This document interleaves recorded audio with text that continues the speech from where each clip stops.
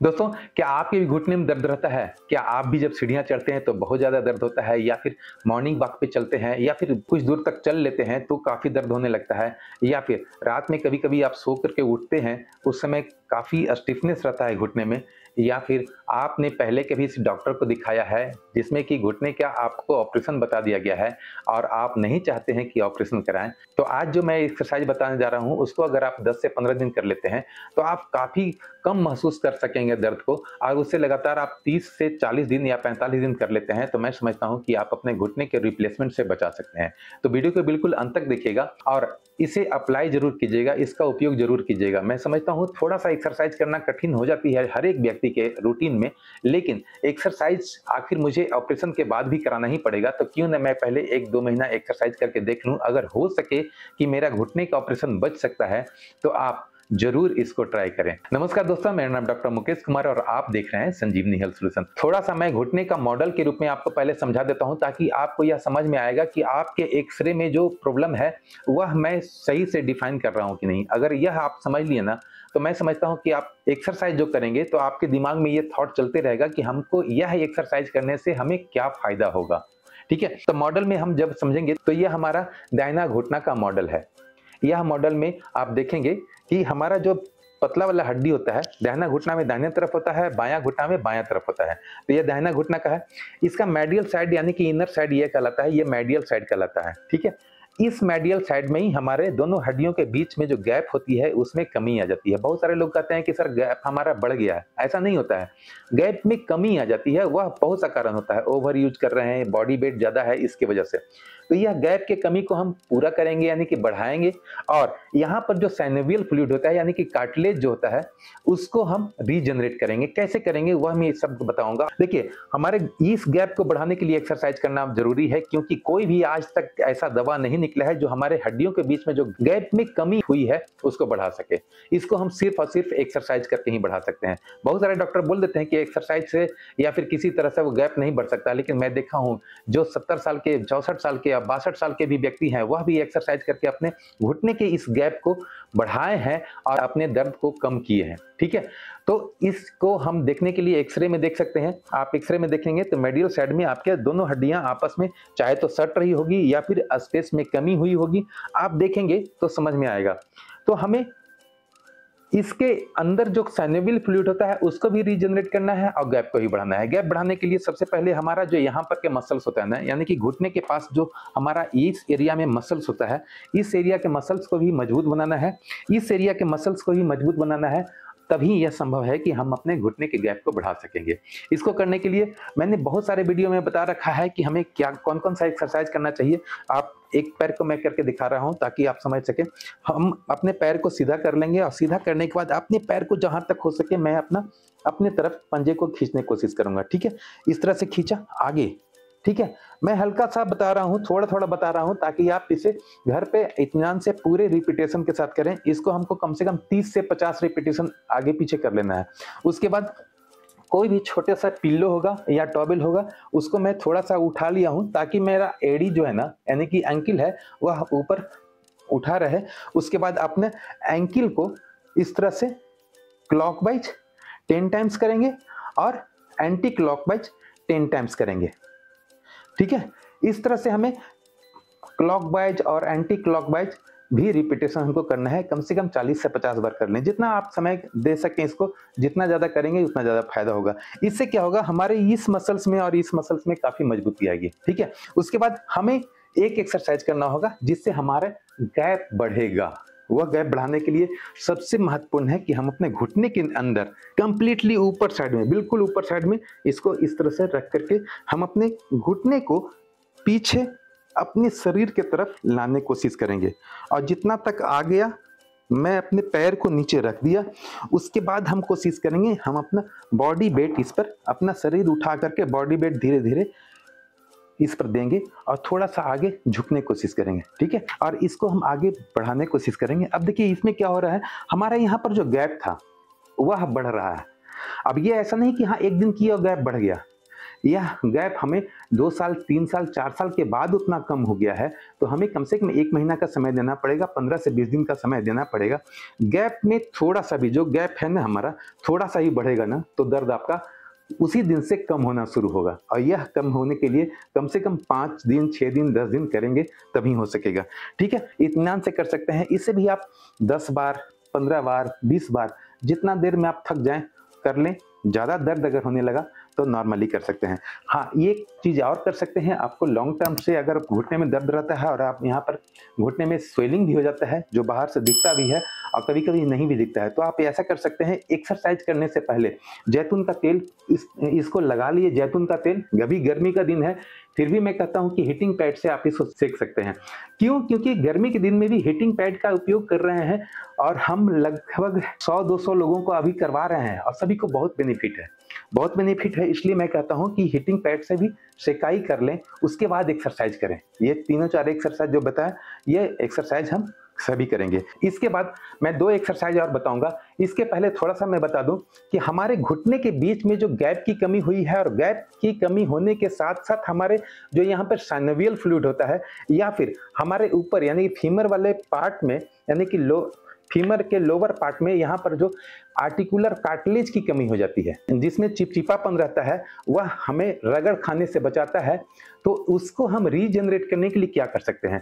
Cartilage को regenerate करने के लिए मैं पहले के भी वीडियो में बता चुका हूँ कि ग्लूकोसामाइन HCl और बॉसवेलिया सेरेटा, यह दोनों का कॉम्बिनेशन का जो कोई टैबलेट है या कैप्सूल है, आप उसका इस्तेमाल कर सकते हैं। दोस्तों, 40 वर्ष उम्र होने के बाद हमारे शरीर में बहुत सारे परिवर्तन होने लगते हैं, जिसमें सबसे महत्वपूर्ण परिवर्तन होता है हमारे जोड़ों में कार्टिलेज का कम होना, वहां पर जो लुब्रिकेंट होता है उसका कम होना।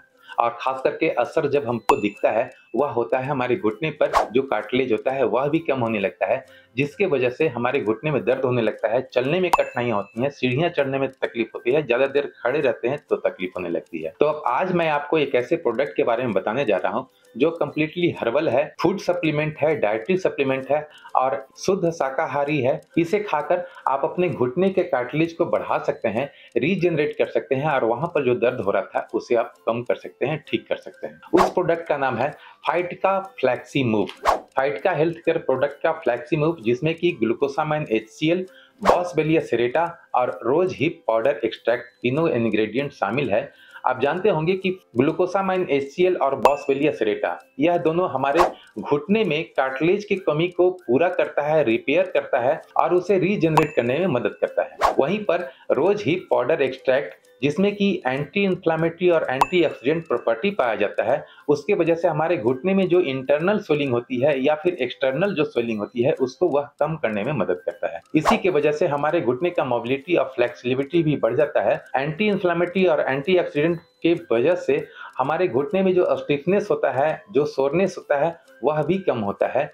तो मैं तो जरूर कहूंगा कि आप इसका इस्तेमाल जरूर करें। इसे खाने के लिए 35 या 40 वर्ष से ऊपर किसी भी महिला या पुरुष कोई भी खा सकते हैं।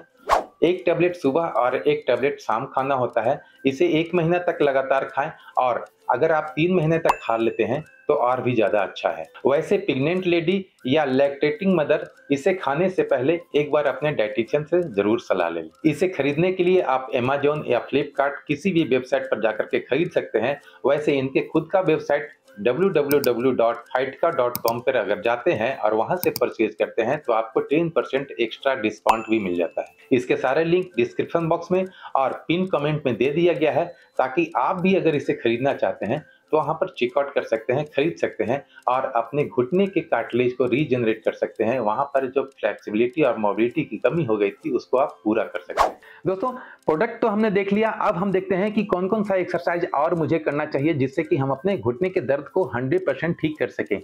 10 दिन 15 दिन यह तीनों एक्सरसाइज अगर कर लिए तो हमें 2 एक्सरसाइज और करना होगा और उस एक्सरसाइज को करने के लिए हम टॉवेल रोल का ही इस्तेमाल करेंगे। हम किसी भी टेबल या बेड या किसी भी ऊंचा चीज पर अगर बैठे हुए हैं तो हम अपने टॉवेल रोल को बिल्कुल किनारे में रखेंगे। हम टॉवेल रोल को बिल्कुल किनारे में रखेंगे। अब अपने घुटने को करवट होकर के हम इस तरह से यहाँ पर रखेंगे। ठीक है, इस तरह से रखेंगे तो हम देखेंगे कि यहाँ पर जो हमारा गैप की कमी हो गई थी, जिसके वजह से हमारा लेग भी थोड़ा सा अंदर की तरफ आ गया था, यानी कि बो लेग होने लगा था। तो इस पर हम पैर को रख सकते हैं धीरे धीरे, है ना। इस पैर को हम यहाँ पर रखेंगे धीरे-धीरे हम इस पैर को यहाँ पर रखेंगे तो देखेंगे यहाँ पर हमारा स्ट्रेच आ रहा है, काफ़ी स्ट्रेच आ रहा है। चूँकि इस पैर का कमांड हमारे ऊपर है, तो हम जितना इस पे वेट डाल सकते हैं, उतना ही डालना है, ज़्यादा नहीं डालना है। जितना तक आप सह रहे हैं, उतना तक ही डालें, ठीक है? आपको लगने लगे कि अब यहाँ पर थोड़ा-सा दर्द हमें बढ़ने लगा है, तो आप इसे नॉर्मल रूप से हटा भी सकते हैं, ठीक है? इसको फिर से एक बार हम यहाँ पर क्या कर रहे हैं, हम अपने मेडियल साइड में जो गैप की कमी हो गई थी, उसको बढ़ाने की कोशिश कर रहे हैं। धीरे-धीरे अपना इसका वेट हम इस पैर पे डालेंगे तो हमारा गैप भी बढ़ने लगेगा, ठीक है? जब हम देखेंगे कि थकने लगे तो हम इसको नॉर्मली रख लेंगे, ठीक है? फिर से धीरे-धीरे हमारे गैप को बढ़ाने के लिए थोड़ा-सा पेन हमको सहन करना पड़ेगा और सहन करेंगे तभी ये संभव है हो सकेगा कि हमारा गैप बढ़े, ठीक है? हम 2 मिनट, 1 मिनट, 2 मिनट रख सकते हैं, उसके बाद फिर नॉर्मल। अगर बहुत ज़्यादा दर्द करने लगा तो हम थोड़ा-सा रेस्ट भी कर लिए, नॉर्मल पैर थोड़ा-सा मोड़ करके, और फिर हम इसको यहाँ पे रखेंगे और फिर अपने पैर को थोड़ा-सा इस पे वज़न डालना शुरू करेंगे। आप शुरुआत के दिन में देखेंगे कि 2-3 दिन तक आपको हो सकता है कि थोड़ा-सा 10%, 15% दर्द बढ़े। चिंता करने की बात नहीं है, आपका दर्द बढ़ रहा है। हमारा टारगेट जो है वह नी का मेडियल पार्ट है और मेडियल पार्ट में जो गैप की कमी हुई है वह बढ़ने में यही एक्सरसाइज हमें मदद कर सकता है। यह कर लिए, इसको भी हमें कम से कम 10 से 15 रिपीटेशन करना है। आप 10 सेकेंड, 15 सेकेंड तक वेट डाल सकते हैं इस पे और फिर नॉर्मल, या फिर यह भी कर सकते हैं, पैर का वजन नहीं डालना चाहते हैं तो आप अपने एंकिल वाले एरिया में 1 केजी का वजन डालें या फिर हाफ केजी का वजन डाल के देखें। हाफ केजी डालते हैं, कोई दिक्कत नहीं होता है तो आप 1 केजी का भी वजन डाल सकते हैं। इस तरह से आप अपने वजन को बढ़ा सकते हैं। एंकिल के पास में डालेंगे, देखेंगे यहाँ पर हमारा गैप थोड़ा-थोड़ा महसूस होगा कि यहाँ पर पेन हल्का-सा बढ़ रहा है, लेकिन 3 से 4 दिन जब आप करेंगे ना, तो आपको यह महसूस होगा कि हाँ, अब हमारा दर्द कम हो गया, ठीक है? दोस्तों, इन चारों एक्सरसाइज करने के बाद एक एक्सरसाइज और हमें करना है, वह यह करना है कि टॉवेल रोल को हम अपने घुटने के नीचे रखेंगे और किसी ऊंचा टेबल पर बैठ जाएंगे। मैं ऊंचा टेबल इसलिए कहता हूं ताकि मैं अपने घुटने को आराम से फ्रीली नीचे लटका सकूं, और लटकाने के बाद मैं 1 केजी या 2 केजी का वेट उस पर डालूंगा। आप देखेंगे कि मैं 1 केजी का वेट अभी अपने घुटने पर डाला। आप देखेंगे कि अगर 1 केजी से आपको कोई ऐसा महसूस नहीं हो रहा है कि हाँ, हमारे घुटने में कोई प्रॉब्लम हो रहा है, तो आप इसमें 2 केजी भी वजन डाल सकते हैं। आपके सीवियरिटी कितना है, कितना ज़्यादा दर्द है, उस पर भी डिपेंड करता है। आपका दर्द अगर बहुत ज़्यादा है और 1 केजी का वजन डाले हैं, इसके बाद भी वह घुटना दर्द करने लग रहा है, तो आप 1 केजी से ही स्टार्ट करें। अगर 1 केजी से कोई प्रॉब्लम नहीं हो रहा है तो 2 केजी से स्टार्ट करें। अगर 2 केजी से भी आपका वेट बहुत ज़्यादा बढ़ा हुआ है, 80 है या 85 है या 90 है, तो आप 3 केजी से भी स्टार्ट कर सकते हैं। आप देख लेंगे वजन डाल करके कि हमारा घुटना कितना वजन सह रहा है, उतना से स्टार्ट करेंगे और धीरे-धीरे ग्रेजुअली उससे हम बढ़ाएंगे। तो मैं अभी 2 केजी का वजन अपने घुटने पर डाला हूँ, आप देख सकते हैं। इस तरह से अब हम बिल्कुल आगे पीछे करेंगे, कम से कम 10 से 20 बार हम आगे पीछे करेंगे, और इसे उसके बाद हम अपने घुटने को बिल्कुल सीधा करके और कुछ देर के लिए रोकेंगे। कुछ देर के लिए यानी कि हम अपने मन में 1 से लेके 50 तक काउंट करेंगे, ठीक है? 50 तक काउंट करेंगे, लगभग हमारा 30 सेकंड के आसपास हो जाएगा, ठीक है? उसके बाद फिर हम नॉर्मली इसे फिर से लटकाने लगेंगे और आगे पीछे करेंगे, ठीक है? अब फिर से हम ऊपर, यहाँ पर ऊपर करने का मतलब मेरा क्या है कि यह वेट जो है हमारे घुटने के गैप को बढ़ा भी रहा है और यहाँ पर रोक रहे हैं। तो आप देखेंगे कि हमारे मसल्स जो यहाँ पर है काफ़ी स्ट्रेच आ रहा है और इसमें काफ़ी मजबूती आ रहा है, ठीक है? इसमें हमारा टेंडन में भी मजबूती आएगा, लिगामेंट में भी मजबूती आएगा और यहाँ पर जो मसल्स होता है उसमें भी मजबूती आएगा। तो यह हम 30 सेकंड तक रोकेंगे अपने घुटने को, अब फिर से हम नॉर्मल, ठीक है? आप 2-4 दिन, 5 दिन करके देखें। इस तरह से भी हमें कम से कम 30 रिपीटेशन करना है। आप जितना ज़्यादा करेंगे उतना ज़्यादा आपके घुटने के मसल्स और वहाँ पर जो गैप की कमी हो रही थी वह भी बढ़ेगा। दोस्तों, उम्मीद है वीडियो अच्छा लगा होगा। वीडियो अच्छा लगा है तो वीडियो को लाइक करें, सब्सक्राइब करें, अगर चैनल पर नए हैं तो बेल आइकन को दबाकर ऑल नोटिफिकेशन ऑन कर लें ताकि भविष्य में आने वाला हर वीडियो आप तक सबसे पहले पहुँच सके। मिलते हैं अगले वीडियो में, तब तक के लिए जय हिंद, जय भारत।